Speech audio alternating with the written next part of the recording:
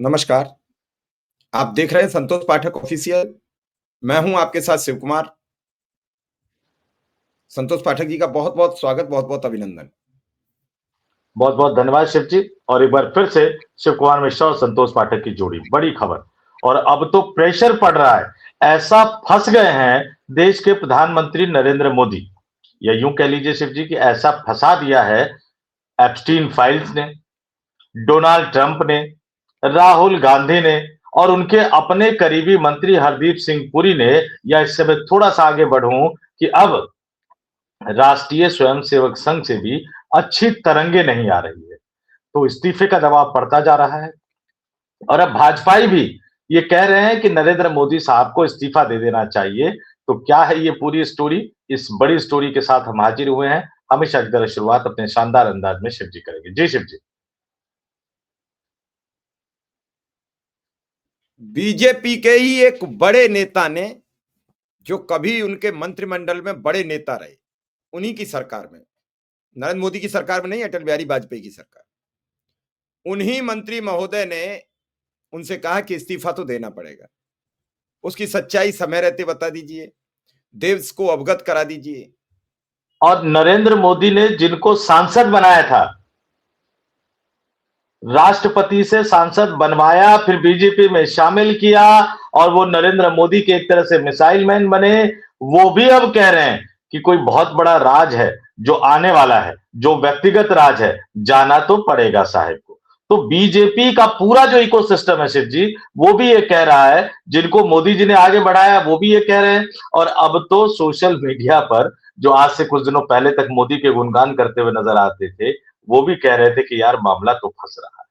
घर के अंदर से अब आवाज उठने लगी है।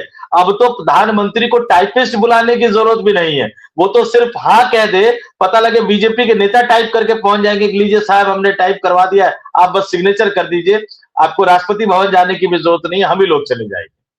बिल्कुल आप ठीक कह रहे हैं, लेकिन सवाल यह है कि अगर अपने ही बेगाने हो जाए तो किसे समझाया जाएगा? अपने ही बेगाने हो जाए तो समझाया किसे जाएगा? मोहन भागवत पूरे उत्तर प्रदेश को मथ रहे हैं। उत्तर प्रदेश में मोदी के संसदीय सीट पर बड़ी तादाद में वोट कट गए। इधर नेता उनके इस्तीफे के पीछे पड़ गए। मैं पिछले आपको 6-7 उदाहरण दूंगा और उनका फेहरिस्त जोड़िए। इससे बुरा वक्त नरेंद्र मोदी और भाजपा का कभी रहा नहीं होगा। जब आडवाणी प्रधानमंत्री नहीं बने तब भी इतने आरोप नहीं थे जितने आज की तारीख में। आरोप नंबर 1 एपिस्टीन फाइल, उसके बाद शंकराचार्य, उसके बाद यूजीसी, उसके बाद ट्रंप रोज आई जाते हैं, अब ट्रेड डील, और ट्रेड डील के बाद रही बसी कसर एआई ने कर दी। अब एआई का ज्ञान तो है नहीं किसी को भी, क्योंकि झूठ बोलने की फैक्ट्री में एआई का ज्ञान किसको होगा? अब झूठ बोलते रहे, एआई ले आए, अब एआई भी झूठ पर बना दी। भैया चाइना ने ऐसी मजम्मत कर दी कि सब कुछ धुआं धुआं हो गया। और उसी समय अगर ये पोस्ट आ जाए, उसी समय ये खबर आ जाए कि इस्तीफा तो देना पड़ेगा। पहले भागवत की 45 मिनट बंद कमरे में योगी आदित्यनाथ से बात, और सुबह ही फिर केशव प्रसाद मौर्य से पूरे 35 मिनट बात। तो कहीं ना कहीं तो संशय बन रहा है। और इसे जब देखा समस्या में घिरा मामला, तो फिर ब्रजेश पाठक ने बुला लिए 101 बैठक। कही भैया आओ, हमें भी ब्राह्मण तलाशने पड़ेंगे, नहीं तलाशे तो मामला बिगड़ जाएगा। अब यह पूरा समीकरण मोदी का जातीय समीकरण पर उतर रहा है, और इस जातीय समीकरण के बीच मोदी कहीं दिख नहीं रहे हैं। उन्हें उनकी जाति के तेलिया शब्द तक से भी नवाज दिया गया सोशल मीडिया पर। और इन शब्दों से नवाजे जाने के बाद ट्रंप ने आज फिर कह दिया कि आप झूठ बोल रहे हो, 11 जेट गिरे। अब तक तो हम और संतोष जी 6 जेट की चर्चा करते थे, अब तो 11 जेट आ गए। तो आखिर नित नए फरमान, नित नए कारनामे रोज आ रहे हैं। और वो कह रहे हैं बीजेपी के दिग्गज नेता कि भैया बता दो सबको सामने, बता दो सब कुछ ले आओ सामने, धीरे धीरे आएगा तो चक्कर में पड़ जाओगे, इस्तीफा दो, बिस्तरा बांधो, घर चले जाओ, ज्यादा बढ़िया रहोगे। अब सब लोग हैरान हैं, चाणक्य लापता हैं। सदन में जब से बवाल हुआ तब तक चाणक्य से अब तक राहुल गांधी पर पर्सनल कोई कमेंट नहीं आया है। और जब से राहुल गांधी के जान से मारने की धमकी आई है, तब से लेकर अब तक ओम बिरला भी बोल नहीं पाए। वो तो बोले उसी दिन से नहीं है जब से वो अविश्वास आ गया है। और वो जाके थाने में गिड़गिड़ाने लगा, हुजूर मुझे माफ कर दो, मेरी कोई गलती नहीं है, मैंने कुछ नहीं किया, वो धोखे में हो गया है। अब इन सब चीजों का अगर आप मर्ज करोगे तो ये ठीक वैसे होता चला जा रहा है जैसे एक मरीज था, उसे हार्ट अटैक आया, डॉक्टर जब तक चेक कर पाए तब तक उसकी किडनी फेल हो गई, किडनी की दवा दे पाई तब तक लिवर फेल हो गया, लिवर संभाल ही रहे थे तब तक हार्ट अटैक दोबारा आ गया, अब हार्ट अटैक रोक पाए हैं तब से ब्रेन हेमरेज हो गया है, अब पैरालिसिस के संकट बढ़ गए। इस पोजीशन में मोदी की सरकार इस समय फंसी हुई है। और सिर्फ घरेलू नहीं शिव जी, सरकार का कोई नुमाइंदा बोल नहीं रहा। राहुल बोल नहीं गांधी रहा। अगर कुछ बोले तो अभी सब कूद जाएंगे। ट्रंप पर एक बयान नहीं, उनके अपने दिग्गज नेता पर एक बयान नहीं, हो क्या रहा है संतोष जी ये? नहीं, और आप ये देखिए, हम घरेलू राजनीति पे तो आएंगे, लेकिन जरा दर्शकों को बता देता हूं, एप्स्टीन फाइल जब से आया, ये चर्चा हो रही कि कल भैया ब्रिटेन के राजा के, मतलब यूके के राजा के भाई को गिरफ्तार कर लिया गया उनके जन्मदिन के दिन, उनके जन्मदिन के दिन। और शिवजी मैं जरा अच्छे से बता दूं कि ये किंग चार्ल्स के भाई हैं, पूर्व प्रिंस है। लोगों ने पढ़ा होगा कि भैया पूर्व प्रिंस। अब राजकुमार भी क्या पूर्व होते हैं? वो कोई चुना हुआ पद तो नहीं होता। यही वो सवाल है जो आरएसएस में भी उठ रहा है कि ये जब ये पूरा एप्स्टीन फाइल जब आया था ना शिवजी पिछले साल, तो उस समय उनसे राजकुमार की पदवी छीन ली गई, राजा के भाई से राजकुमार की पदवी छीन ली गई थी, और कल उनके जन्मदिन के दिन उनको गिरफ्तार कर लिया गया। और यहां सांस्कृतिक राष्ट्रवाद, नैतिकता, सनातन, पता नहीं किन किन चीजों की बात करने वाले प्रधानमंत्री और उनके मंत्री अपने पद पर अभी तक बने हुए हैं, बल्कि मुंह चिढ़ाते हुए प्रधानमंत्री अपने उस मंत्री को जिसका नाम न जाने कितनी बार आया है एप्स्टीन फाइल में, उनको जन्मदिन की बधाई दे रहे हैं। दुनिया भर में इस्तीफे हो रहे हैं, दुनिया भर में गिरफ्तारियां हो रही हैं, दुनिया भर में जांच हो रही है, यहां तक कि ब्रिटेन के प्राइम मिनिस्टर पर भी इस्तीफे का दबाव पड़ रहा है, जिनका सीधा सीधा कोई नाम जो है वो एप्स्टीन फाइल में नहीं आया है, लेकिन हमारे यहां प्रधानमंत्री का नाम, हमारे पेट्रोलियम, ध्यान से सुनिएगा, पेट्रोलियम मंत्री का नाम न जाने कितनी बार आया है। और ये भी डिटेल निकलकर सामने आ गई है कि जिस दिन 2014 में नरेंद्र मोदी प्रधानमंत्री बने थे भारत के, सुषमा स्वराज जैसी योग्य महिला नेता उनकी विदेश मंत्री बनी थी, जो सबसे कामयाब विदेश मंत्री मानी जाती है, उसके 9 दिन बाद ही, शिवजी ध्यान से सुने दर्शक, 26 मई 2014 को प्रधानमंत्री बने नरेंद्र मोदी, सरकार में उनकी विदेश मंत्री बनी सुषमा स्वराज, उसके 9 दिन बाद ही 5 जून को हरदीप सिंह पुरी जब किसी पद पर नहीं थे, वो एप्स्टीन से मिलकर क्या कर रहे थे?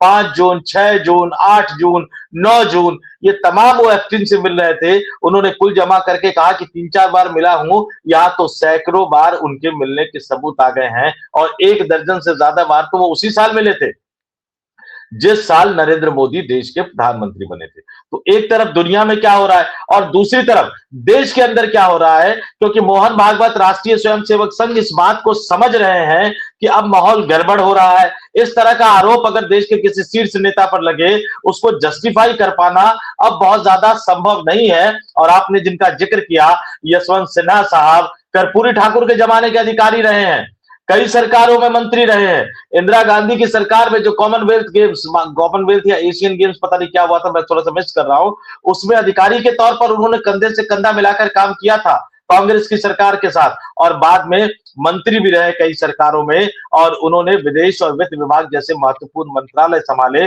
उन्होंने सीधा सीधा यशवंत सिन्हा साहब ने कह दिया कि भैया हरदीप सिंह पुरी का इस्तीफा नहीं लेंगे तो ये जो आंच है वो धीरे धीरे देश के प्रधानमंत्री नरेंद्र मोदी तक भी पहुंचेगी। यानी पुरी का इस्तीफा नहीं लेंगे तो नरेंद्र मोदी साहब को ही इस्तीफा देना पड़ेगा।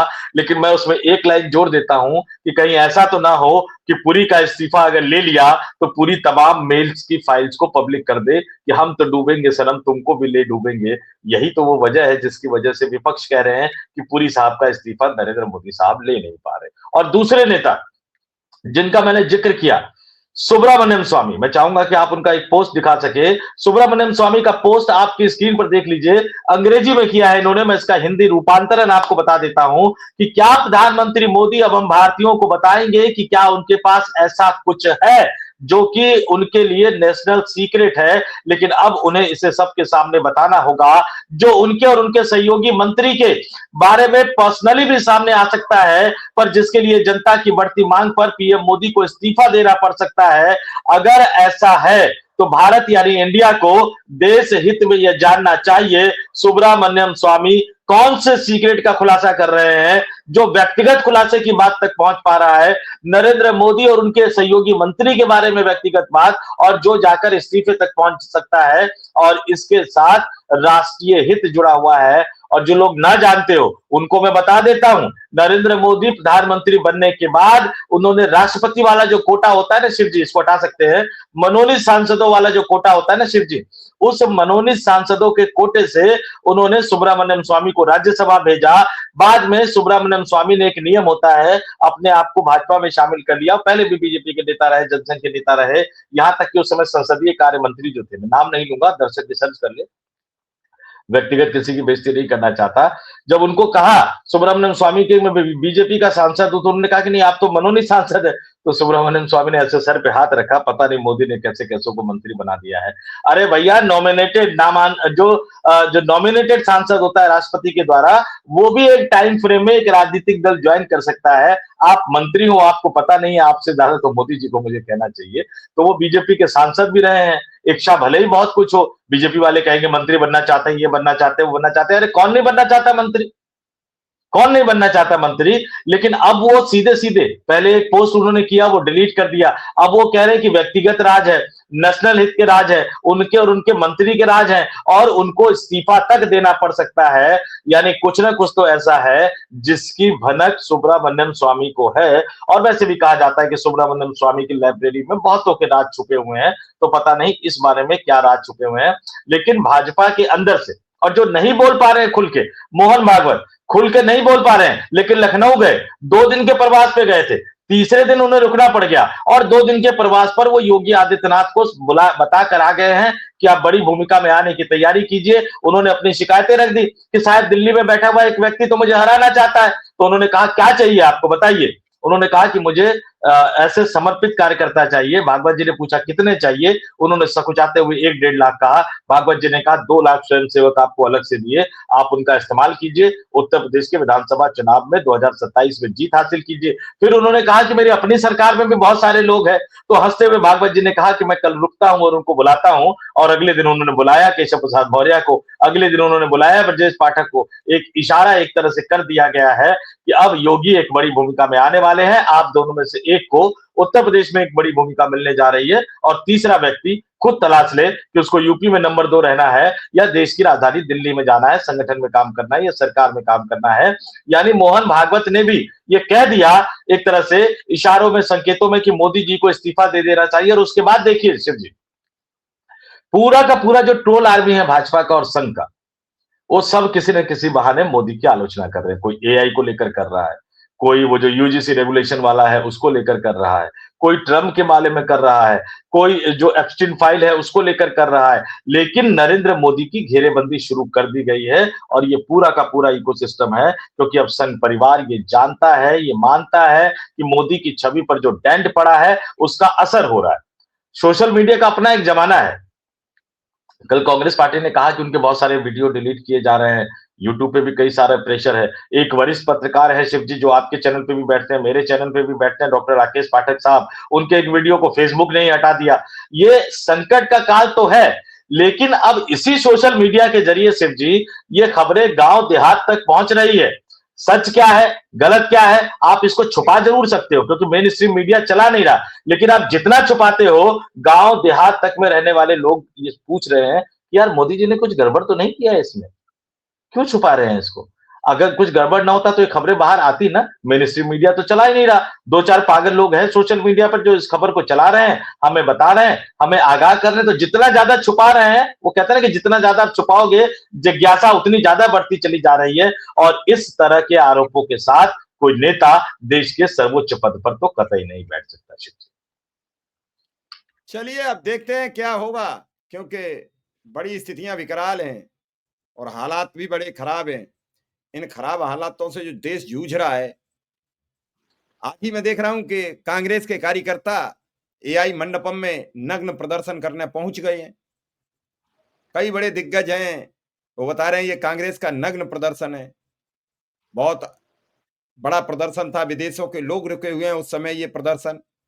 भैया जब भाजपा करती थी तब अच्छा प्रदर्शन था और अब कांग्रेस करे तो खराब प्रदर्शन है, ऐसा ये दोहरी मानसिकता क्यों? धीरे धीरे लोग आएंगे। पहले प्रदर्शन मोदी के खिलाफ होता था तो आम नागरिक सामने आ जाते थे। संतोष जी बड़े ध्यान से समझिए, पहले जब आम नागरिक आ जाते थे, हम और आप नीचे चर्चा करते थे भैया मोदी जी अच्छा नहीं कर रहे हैं, तो लोग भिड़ने को तैयार हो जाते थे। अपनी जान सुरक्षित रखने के लिए हमें सरेंडर होना पड़ता था। आज हम गाए बगाए चौराहे, रेल, ट्रेन, मेट्रो कहीं भी चर्चा करते हैं, हम लोग बहस नहीं करते हैं, वो उत्सुकता से अब हमारी बात सुनते हैं। कई तो अब ये भी कहते हैं कि आप पहले दिन भी ठीक थे और आप आज भी ठीक हैं। ये सब संतोष जी कैसे बदला? बदलने में टाइम लगा, लेकिन दो दिग्गज खुलेआम कह रहे हैं कि भैया करिए, बांधिए बोरा बिस्तर, चलिए नए आदमी को आने दीजिए।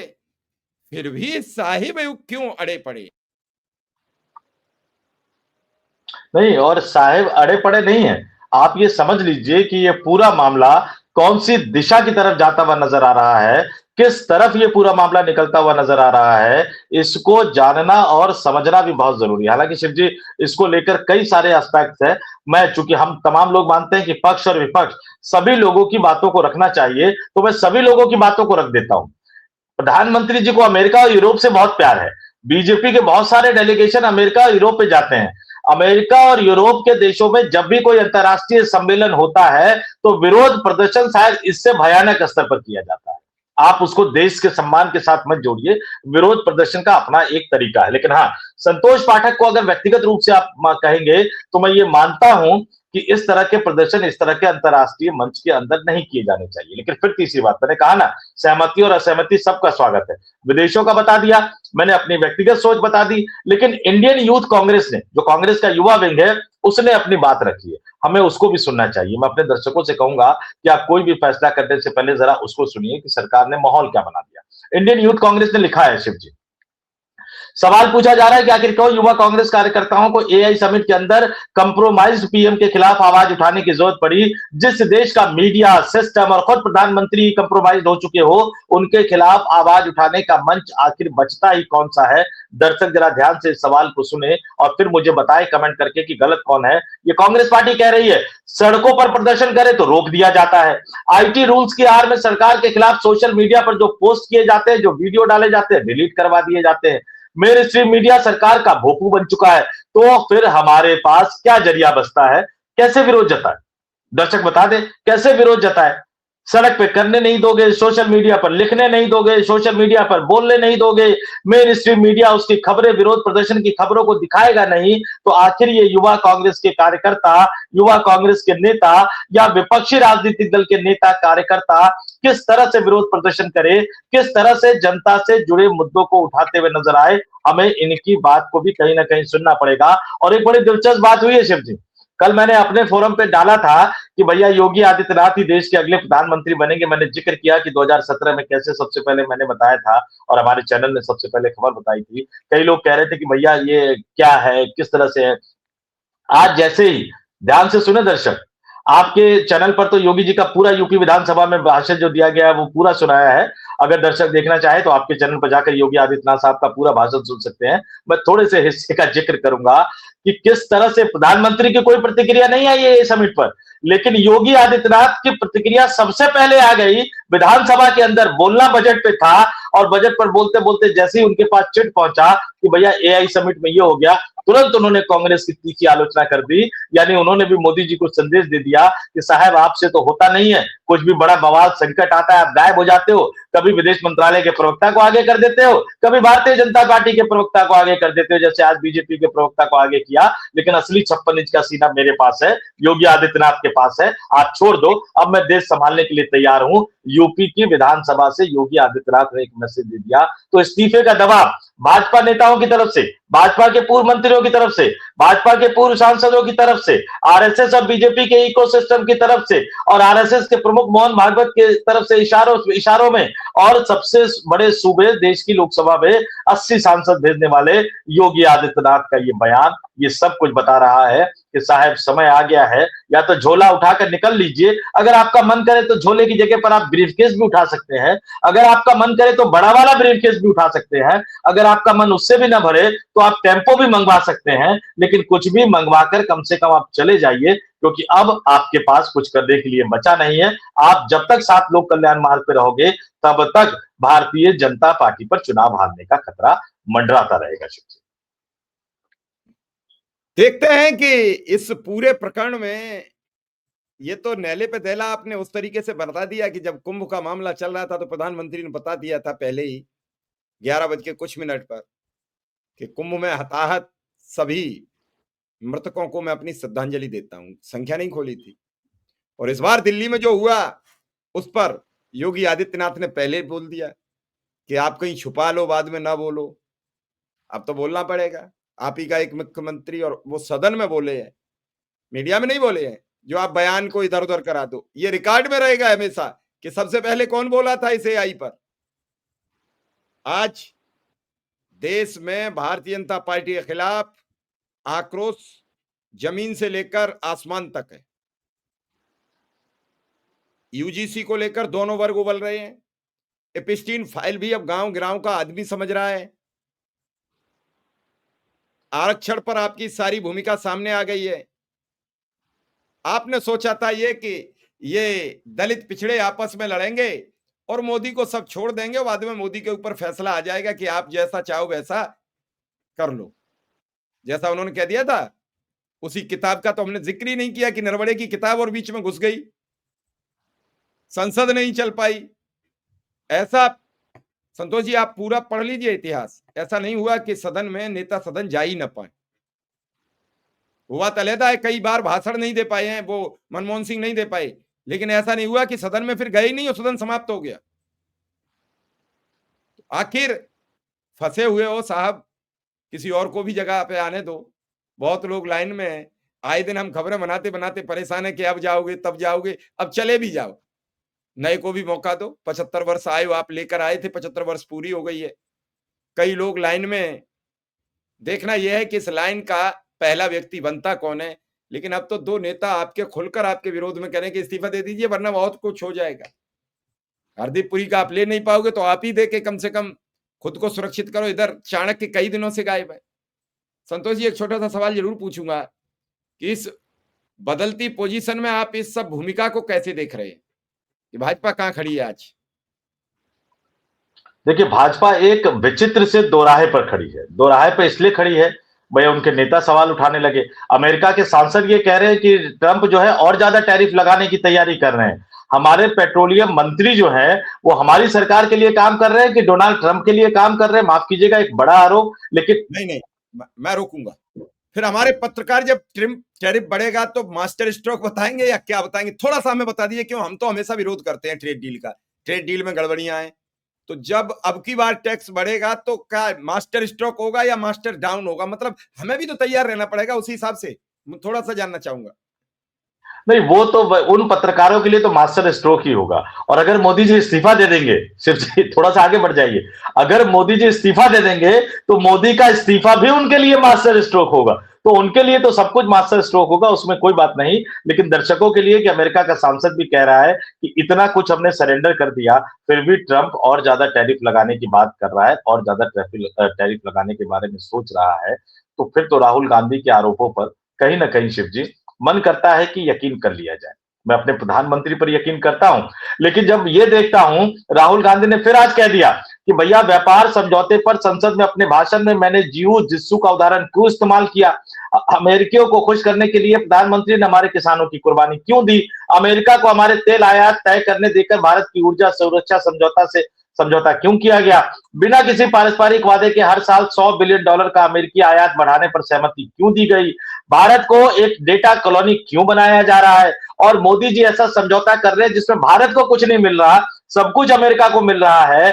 तो जाहिर सी बात है कि कोई भी देश का प्रधानमंत्री, एक छोटी सी सोच रखने वाला प्रधानमंत्री भी इस तरह के फैसले नहीं करता। एक छोटे से देश का भी प्रधानमंत्री नहीं कर सकता। लेकिन 144 करोड़ के देश भारत के प्रधानमंत्री अगर ये ऐसा कर रहे हैं तो कुछ तो मजबूरियां रही होंगी साहब, यूं ही तो कोई बेवफा नहीं होता। चलिए देखते हैं किसकी मजबूरियां हैं, किसकी आबादियां हैं, कौन बेवफा होगा, कौन इस सिंहासन का मालिक होगा। क्योंकि पिछले कई वर्षों से हमारा देश एक मालिक की तरह हाँका जा रहा है, जहां किसी की शिकायत नहीं सुनी जाती है, किसी का शिकवा नहीं सुना जाता है, जहां केवल आदेश का जारी होना होता है और मन की बात की जाती है। सुनना है तो सुन लीजिए, नहीं सुनना है तो मत सुन लीजिए। तो देखते हैं इस्तीफा कब तक होता है, प्रतीक्षा में रहेंगे। क्या इन दोनों नेताओं की बातों को नकार दिया जाएगा या फिर इस पर कोई बड़ी कार्रवाई होगी। संतोष जी, आपका बहुत बहुत आभार, बहुत बहुत धन्यवाद। बहुत बहुत धन्यवाद, बहुत बहुत आभार। और दर्शकों से भी मैं कहूंगा, जरा आप भी कमेंट करके बता दीजिएगा कि मोदी जी को अब इस्तीफा दे देना चाहिए या हमें इंतजार करना चाहिए फाइल्स में से कुछ और निकल कर सामने आने का। नमस्कार।